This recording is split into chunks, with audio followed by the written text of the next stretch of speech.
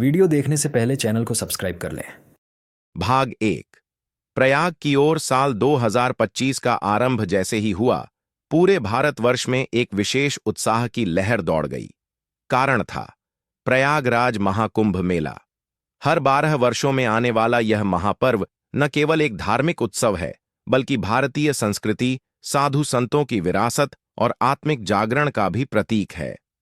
वाराणसी के एक छोटे से गांव चंदवापुर में रहने वाला 22 वर्षीय युवक अर्जुन भी इस बार प्रयागराज जाने को उत्सुक था।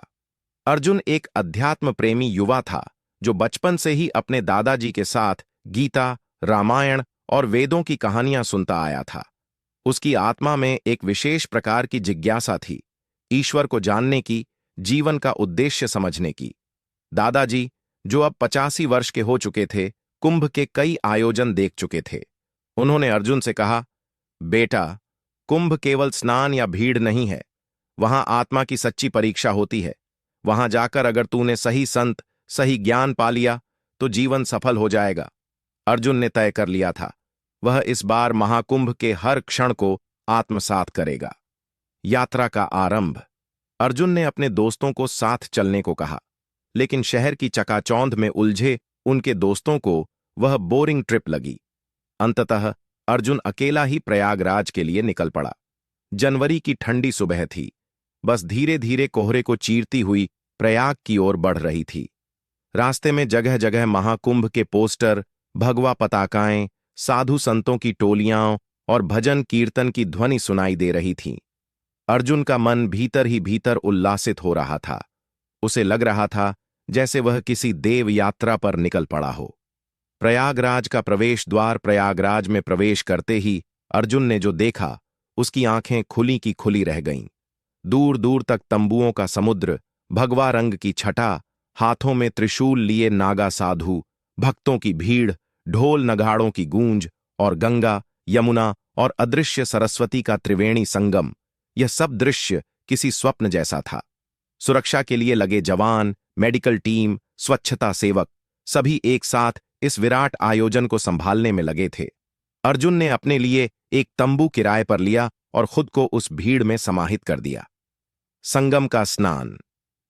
अगली सुबह जब मकर संक्रांति का महाशुभ मुहूर्त आया, अर्जुन लाखों लोगों के साथ संगम तट पर पहुंचा। सूर्य की पहली किरण जैसे ही जल पर पड़ी, सारा वातावरण हर हर गंगे और जय गंगे मां के जयकारों से गूंज उठा। अर्जुन ने भी श्रद्धा से डुबकी लगाई। जैसे ही उसका शरीर जल में समाया, उसे ऐसा लगा मानो सारी चिंताएं, मोह, अहंकार और व्यर्थ विचार ढुलकर गंगा में बह गए। उसने आंखें बंद कीं और एक गहरी सांस ली। पहली बार उसने महसूस किया शांति। साधुओं की दुनिया। अर्जुन का ध्यान साधुओं की ओर गया। एक ओर जटाजूटधारी योगी ध्यान मग्न थे, दूसरी ओर भस्म लिपटे नागा सन्यासी अपने पंथ के अनुसार अग्नि के पास बैठे तप कर रहे थे। कोई मंत्रों का जाप कर रहा था तो कोई भगवद गीता की व्याख्या कर रहा था। अर्जुन का मन एक विशेष साधु की ओर आकर्षित हुआ। एक शांत चित्त, सरल आंखों वाले वृद्ध सन्यासी जो बच्चों को गीता सिखा रहे थे। अर्जुन ने उनके पास जाकर प्रणाम किया और बैठ गया। साधु मुस्कुराए। तू यहां क्यों आया है बालक? अर्जुन ने झिझकते हुए कहा। ज्ञान की तलाश में महाराज। साधु बोले। तो सही जगह आया है, पर यह मेला सिर्फ आंखों से देखने का नहीं, हृदय से समझने का स्थल है। अर्जुन ने उनका नाम पूछा। वे मुस्कुराकर बोले, नाम छोड़ दें, उद्देश्य समझ। अगले भाग में अर्जुन की साधु से गहन चर्चा, तपस्वियों की रहस्यमयी कहानियां और महाकुंभ की रात में होने वाली एक अद्भुत घटना। भाग 2।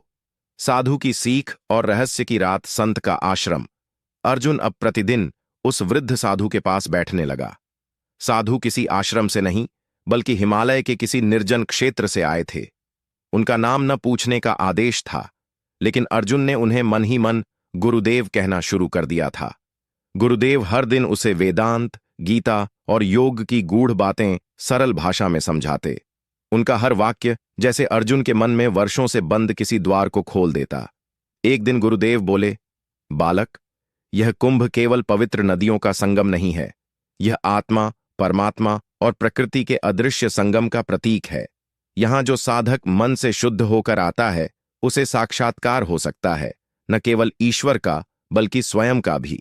अर्जुन को अब लगने लगा था कि उसकी यात्रा किसी बड़ी योजना का हिस्सा है। रहस्यमयी नागा साधु। एक रात जब अर्जुन अपने तंबू से बाहर बैठा था, उसकी नजर नागा साधुओं की एक टोली पर पड़ी। वे लोग अग्नि के चारों ओर घूमते हुए किसी विशेष अनुष्ठान में लीन थे। उनके मुख पर गंभीरता थी और भस्म लिपटे शरीर पर शिव का प्रताप झलक रहा था। उसी समय अर्जुन को एक साधु ने बुलाया। बालक, क्या तुम जानना चाहते हो कि हम कौन हैं? अर्जुन ने विनम्रता से सिर झुकाया।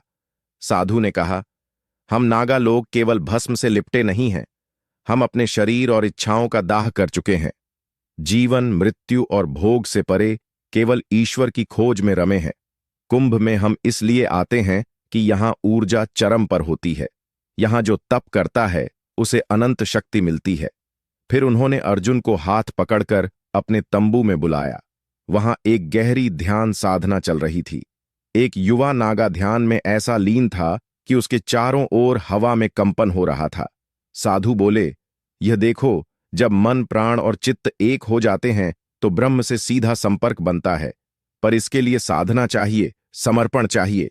अर्जुन की आंखें नम हो गईं।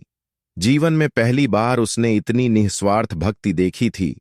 महाआरती का अद्भुत दृश्य, कुंभ के मुख्य स्नान वाले दिन, मौनी अमावस्या की रात,